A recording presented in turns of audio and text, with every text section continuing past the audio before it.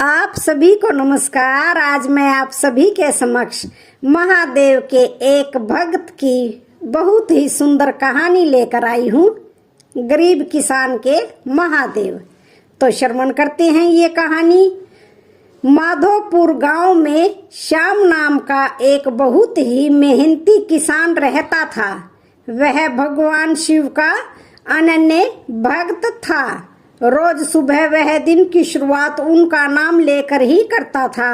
एक दिन श्याम भगवान की पूजा समाप्त करने के बाद बैठा था, तभी उसका बेटा लल्लन वहां आ जाता है और उससे पूछता है, पिताजी आप यह रोज किन के ध्यान में बैठे रहते हैं? रामू अपने बेटे को बताता है, बेटा यह हमारे इष्ट देव हैं और यह सभी जीवों के नाथ भोलेनाथ हैं। लल्लन ने उत्सुकता में पूछा, अच्छा और आप इनका पूजन क्यों करते हैं? श्याम बोला, बहुत बढ़िया सवाल किया है लल्लन तुमने। लल्लन बोला, तो बताइए पिताजी कि इनका नाम क्या है? श्याम ने बड़े प्रेम से कहा, यह भगवान हैं, इनके अनेक नाम हैं। इन्हें कोई महादेव कहता है, तो कोई नीलकंठ, तो कोई नटराज, और उनकी भोली मुस्कान और सरल स्वभाव को देख भक्त उन्हें प्यार से भोलेनाथ भी कहते हैं। लल्लन ने पूछा, अच्छा और इनका पूजन क्यों किया जाता है? श्याम बोला, हर किसी का अपना कारण होता है बेटा। कोई सिर्फ प्रेम में आकर करता है, तो कुछ लोग अपने दुखों को कम करने की गुहार लगाने के लिए करते हैं। जितने लोग उतनी वजह होती है। लल्लन ने फिर पूछा, और आप पिताजी आप इनका पूजन क्यों करते हैं? श्याम कहने लगा, मैं तो बस इनके कई भक्तों में से एक छोटा सा भक्त हूँ बेटा। इनसे प्रेम और भक्त भगवान का रिश्ता है मेरा। पूजा करके बस इन्हें बताता हूँ कि मेरा इनसे प्रेम कितना है। लल्लन बोला, अच्छा मैं भी उन्हें बताना चाहूँगा कि आप उनसे कितना प्रेम करते हैं।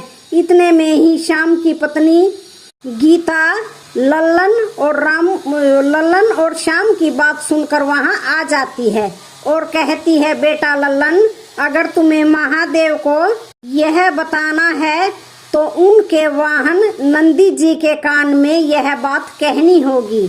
लल्लन ने पूछा, वो क्यों माँ? गीता बोली, क्योंकि नंदी जी की बातें भोलेनाथ सबसे पहले सुनते हैं। ठीक है माँ, मैं ऐसा ही करूँगा। यह कहकर लल्लन वहाँ से चला जाता है। श्याम गीता से कहता है, देखती हो गीता कैसे बच्चे इतने जल्दी बड़े हो जाते हैं। बस मेरे प्रभु लल्लन पर ऐसी ही कृपा बनाए रखना। गीता बोली, चलिए जी अब भोजन कर लीजिए। आपको आज खेतों में बैलों के साथ हल भी चलाना है। श्याम बोला, हाँ सही कहती हो। श्याम ने भोजन किया और खेतों पे काम करने के लिए निकल गया। भगवान की भक्ति करना, खेतों में मेहनत करना और 2 वक्त का खाना। श्याम के घर में सब इस जीवन से संतुष्ट थे, पर समय का चक्कर कभी एक जगह थमता नहीं। 8 वर्ष बीत चुके थे। लल्लन अब 14 वर्ष का हो गया था और श्याम की तबीयत इस वर्ष खराब थी और वो बिस्तर पर आ गया था। गीता दुखी होते हुए बोली, अब इस वर्ष हम क्या करेंगे? आपकी तबीयत सही नहीं है और हमारे दोनों बैल भी बूढ़े हो चुके हैं। नए बैल खरीद नहीं पाएंगे हम। लल्लन भी उदास होकर बोला, पिताजी अब हम क्या करेंगे? क्या इसका कोई उपाय नहीं है? श्याम बिस्तर पर लेटे लेटे ही बोला, शांत हो जाओ बेटा, चिंता मत करो। गीता बोली, कैसे चिंता ना करें हम? आप इतनी दिक्कत में हैं, चिंता तो होगी ही ना। लल्लन बोला, आप इतने शांत कैसे हैं पिताजी, वह भी इस विपत्ति के समय में? श्याम बोला, बेटा यह बात हमेशा ध्यान में रखना, जब भी विपत्ति आए तब अपने विवेक को मत खोना।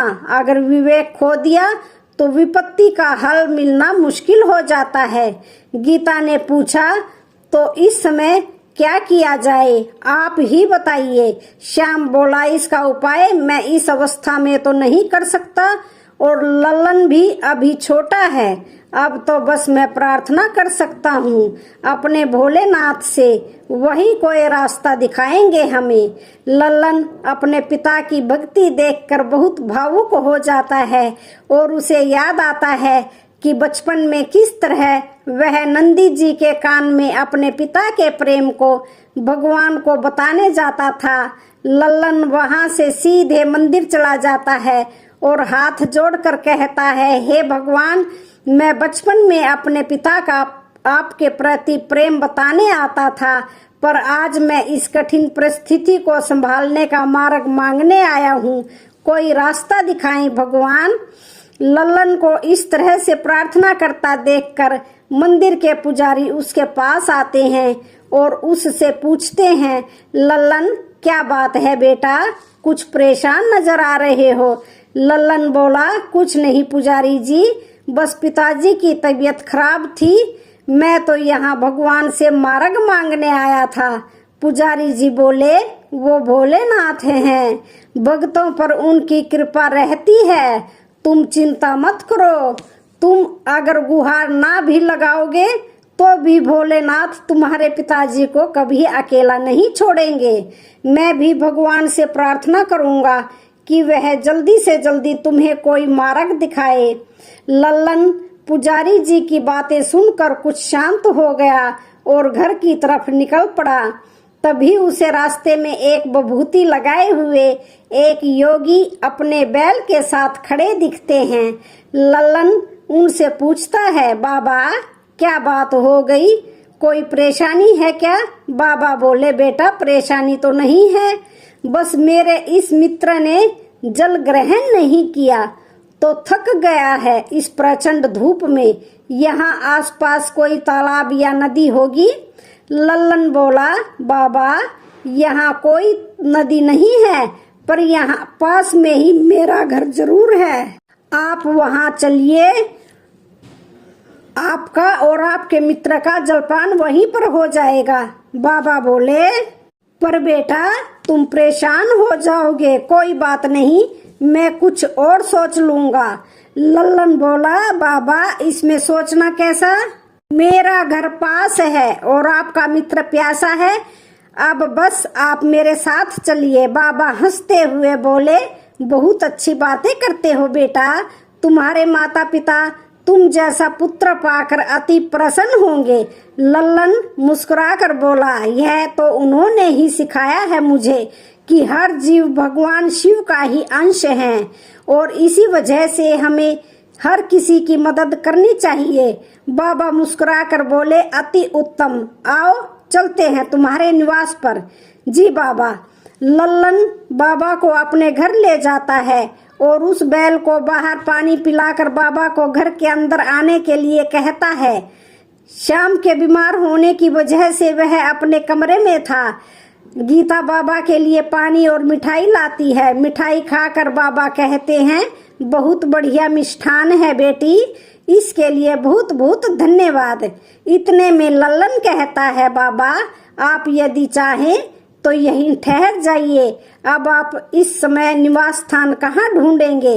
बाबा बोले, मैं तो वैरागी हूँ बेटा, यह आसमान ही मेरी छत है और धरती मेरा घर है, तुम मेरी चिंता ना करो।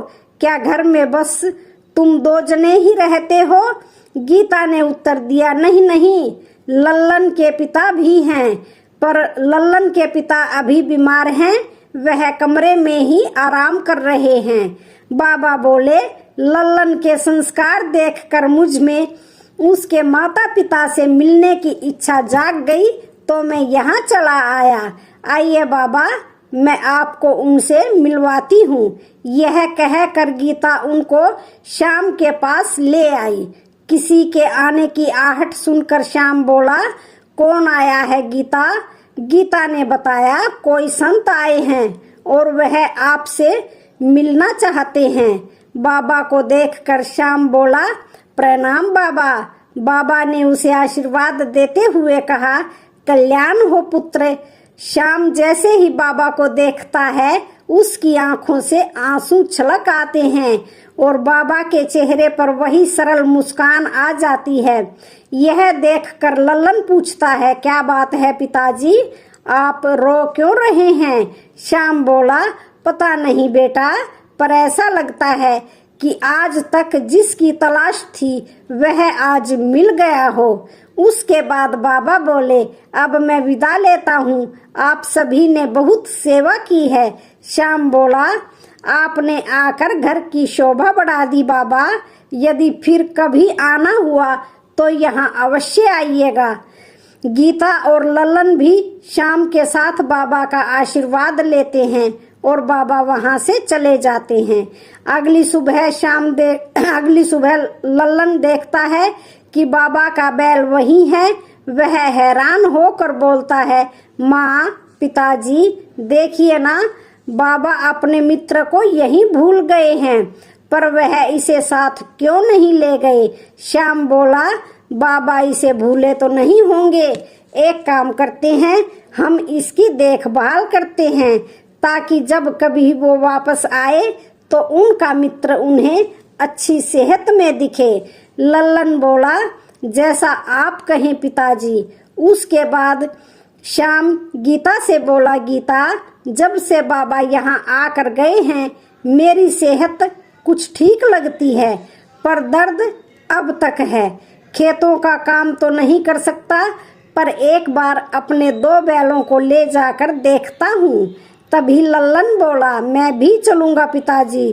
गीता बोली, तो आप दोनों जाकर आइए, मैं तब तक खाना तैयार कर लेती हूँ।